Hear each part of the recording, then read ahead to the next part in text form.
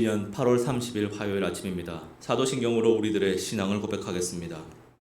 전능하사 천지를 만드신 하나님 아버지를 내가 믿사오며 그 외아들 우리 주 예수 그리스도를 믿사오니 이는 성령으로 잉태하사 동정녀 마리아에게 나시고 본디오 빌라도에게 고난을 받으사 십자가에 못 박혀 죽으시고 장사한 지 사흘 만에 죽은 자 가운데서 다시 살아나시며 하늘에 오르사 전능하신 하나님 우편에 앉아 계시다가 저리로서 산자와 죽은 자를 심판하러 오시리라. 성령을 믿사오며 거룩한 공회와 성도가 서로 교통하는 것과 죄를 사여 주시는 것과 몸이 다시 사는 것과 영원히 사는 것을 믿사옵나이다. 아멘. 함께 찬송가 488장 찬양하시겠습니다. 찬송가 488장.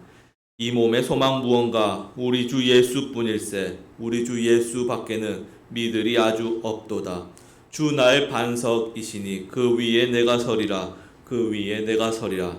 찬송가 488장입니다. 이 몸의 소망 무언가 우리 주 예수뿐일세. 우리 주 예수 밖에는 미들이 아주 없도다. 주 나의 반석이시니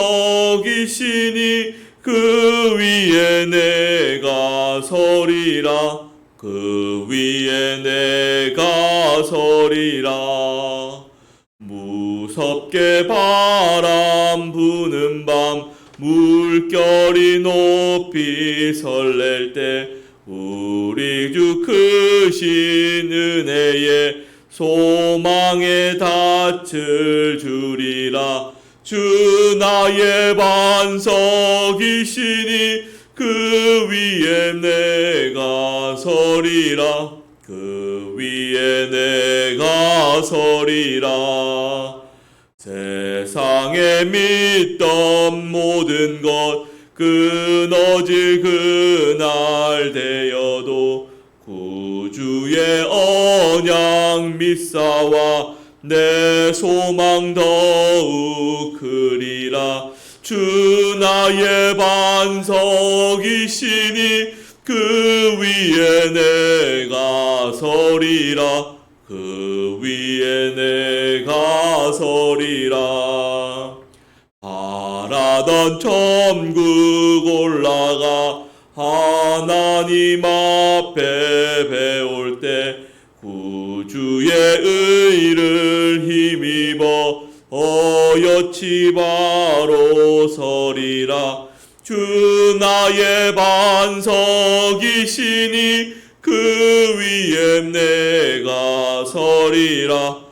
그 위에 내가 서리라. 아멘. 오늘 함께 보실 말씀은 출애굽기 2장입니다. 출애굽기 2장 1절에서 10절까지 말씀입니다. 제가 가진 성경으로 구약성경 83페이지 정도에 있습니다. 출애굽기 2장 1절에서 10절까지 말씀입니다. 찾으셨으면 함께 교독하시겠습니다.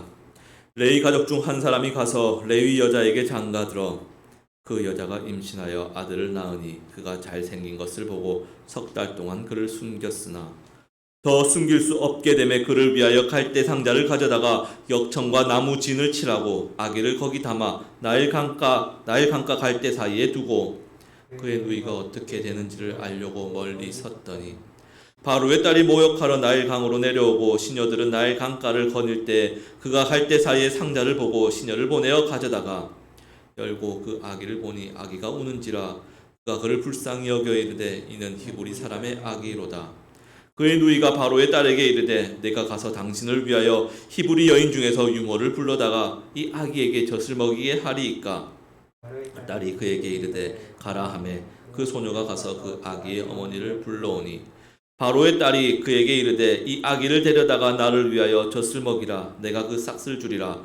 여인이 아기를 데려다가 젖을 먹이더니 그 아기가 자라매 바로의 딸에게로 데려가니 그가 그의 아들이 되니라. 그가 그의 이름을 모세라 하여 이르되 이는 내가 그를 물에서 건져내었음이라 하였더라. 아멘. 사랑하는 장제 성도 여러분, 혹시 애니깽이라는 단어를 들어보셨습니까? 애니깽. 무슨 과자 이름이나 어디 깽단 이름 같다는 느낌이 좀 살짝 들기는 하지만 사실 이 애니깽은 태평양 건너 멕시코로 이민을 간 한국인을 뜻하는 단어입니다. 사실 정확한 발음으로는 에네켄인데 지금으로부터 약 100년도 더 전인 1905년 한국인 1033명이 영국 상선 1포도에 몸을 싣고 제물포 항을 떠나 40여일이나 걸려 멕시코로 건너갔다고 합니다. 1905년 을사보조약이 체결된 해지 않습니까? 일제 치하에서의 삶이 너무나 궁핍하고 너무나 하루하루가 견디기 어려워서 좀 잘 살아보고픈 마음에 이 멕시코 유카타반도 메리다라는 지역의 열대 선인장 이 에네켄 농장으로 그렇게 왔다고 합니다. 이 에네켄은 줄기와 가시가 매우 억세서 이 선방용 밧줄이나 이 포장용 끈을 만드는데 아주 좋은 재료였다고 합니다. 하지만 에네켄 농장에서 이 한국인들은 이 40도 이상 오르내리는 이 폭염의 멕시코 날씨에 아주 날카로운 가시가 있는 에네켄 잎을 자르는 일이란 쉽지 않았다고 합니다. 가시에 찔려 손에는 고름이 터져 하루도 멀쩡한 날이 없었다고 합니다.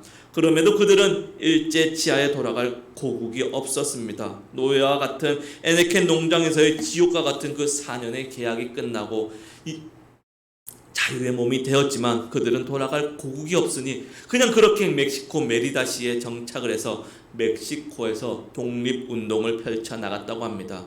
손이 터져가며 번 돈으로 독립운동 자금을 모아 보냈으며 독립군을 키워내는 학교를 세워 군사훈련까지도 실시했다고 합니다.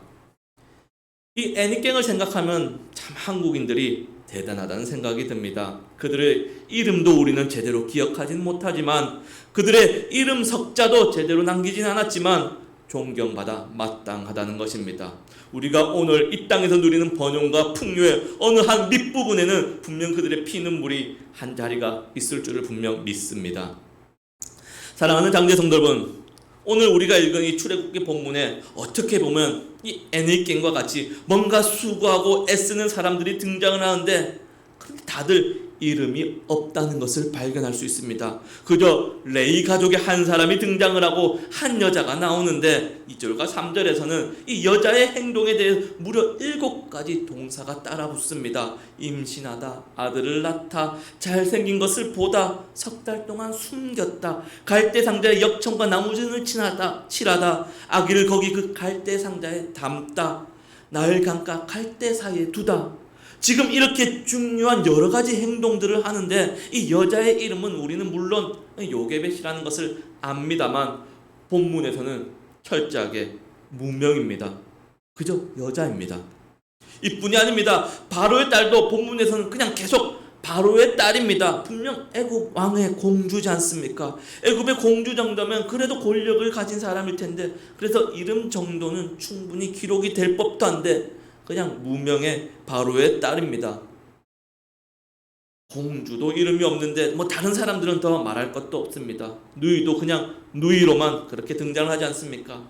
갈대 상자가 어떻게 되는지 지켜보았던 어쨌든 또 이 누이가 미리암이라는 것을 우리는 알지만 어찌되었든 지금 본문에서는 그냥 무명의 어느 누이일 뿐입니다. 그런데 이렇게 이름이 기록되어지 않았다고 하면 우리는 그 사람이 뭔가 대단하지 않은 사람이라고 그렇게 암시한다고 생각하기가 쉽습니다. 마치 그렇게 느껴진단 말입니다. 하지만 분명한 사실은 이스라엘 민족을 구원할 그 영웅이 오늘 본문에서 유일하게 이름이 등장하는 이 모세지 않습니까? 이 이름을 가진 모세를 죽음의 물에서 건져 올리는 데 있어서 이런 대단하지 않은 어찌 되었든 무명의 사람들이 충분히 그 역할을 담당하며 도구로 사용되었다는 것을 잘 보여주고 있습니다. 그리고 우리는 여기에서 희망을 얻습니다. 우리도 충분히 쓰임받을 수 있다는 것을 보여주고 있다는 것입니다. 저와 여러분이 거의 대부분은 소시민으로서 특별할 것 없이 그렇게 살아가는 인생입니다. 신문이나 뉴스에 이름 한번 나오기 쉽지 않습니다. 그런데 하나님께서는 이러한 무명의 사람들을 들어 사용하셔서 하나님의 일을 이루시는 것을 우리에게 보여줍니다. 지금 우리가 보기에는 우리 주변의 성도님들 어쩌면 그냥 보잘것없어 보이고 그냥 그렇게 새벽마다 나와서 기도하다가 가시는구나, 이게 아니라 하나님의 일에 쓰임받는 귀한 일꾼이란 사실을 무명의 등장인물을 통해서 말씀하고 있는 것입니다. 사랑하는 장제의 성도 여러분, 이 서두에 말씀드린 그 애니깽, 그 사람들의 한 명 한 명의 이름을 우리가 모른다고 하여 그들이 남긴 업적까지 모르진 않습니다. 또한 모세를 죽음의 물에서 건져 올린 그들의 이름이 기록되지 않는다고 해서 하나님께 쓰임받지 않은 것이 아닙니다. 이렇듯 하나님은 무명의 사람들을 사용하셔서 하나님의 일을 이루어 나가십니다. 또한 하나님은 그 무명의 사람들의 기도를 들으시고 그 기도를 통해 영광 받으십니다. 이 아침에 우리의 기도가 대단하지 않고 보잘것없을 것이라 생각될지언정 하나님은 무명의 기도의 그 용사들의 작은 기도에도 귀 기울이고 있다는 사실을 기억하길 바랍니다.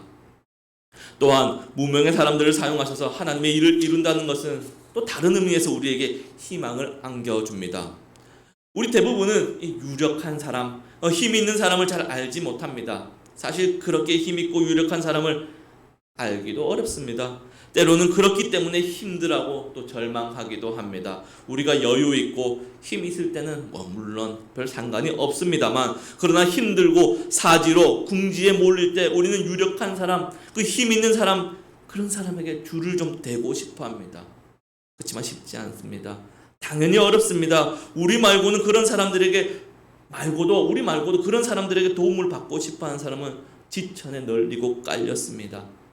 그래서 더 어렵습니다. 하지만 우리는 하나님께서 그 무명의 사람들을 통하여 일하심을 보면서 우리도 하나님의 도움을 받을 수 있다는 사실을 마음에 새길 수 있습니다.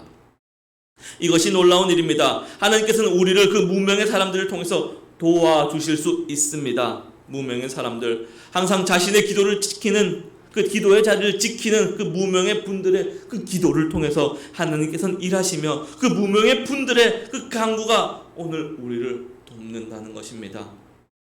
사랑하는 장제 성도 여러분, 그렇기에 오늘 하루 대단하진 않더라도 우리의 신앙의 자리를, 우리의 기도의 자리를, 우리의 예배의 자리를 지켜나가는 저와 여러분 되기를 소망하며 이 시간 함께 기도하시겠습니다. 사랑하는 하나님, 감사합니다. 아기 모세를 죽음의 물에서 건지신 하나님, 그 과정 가운데 하나님께서는 여러 사람을 사용하셨습니다. 그렇지만 다들 이름이 없는 것도 아님에도 성경은 여기에 이름을 기록하지 않았습니다. 다들 무명입니다. 하지만 이름이 없다고 해서 대단하지 않은 것이 아닙니다. 무명의 그들을 통해서 우리 하나님은 일하셨으며, 무명의 그들을 통해서 이스라엘을 구원으로 이끈 그 위대한 모세를 물에서 건지셨습니다. 하나님, 우리의 모습도 이 무명의 그들과 참 닮았습니다.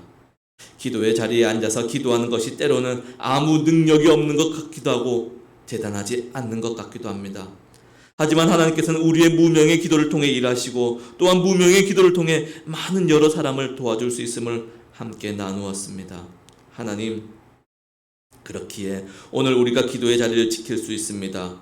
오늘 믿음으로 우리가 대단하지는 않더라도 하나님의 일을 참여한다는 자부심으로 하루를 살아갈 수 있습니다. 하나님, 우리의 일상의 대단하게 이름이 드러나는 자리가 아니라 하더라도 하나님 나라의 작은 밑받침이 됨을 기억하며 오늘 하루도 최선을 다해 살아갈 수 있도록 은혜 허락하여 주시옵소서. 하나님, 또한 코로나가 심히 기승을 부리고 있습니다. 오늘 하루도 안전한 가운데 지낼 수 있도록 지키시는 은혜 또한 허락하여 주시옵소서. 예수님 이름으로 기도드렸습니다.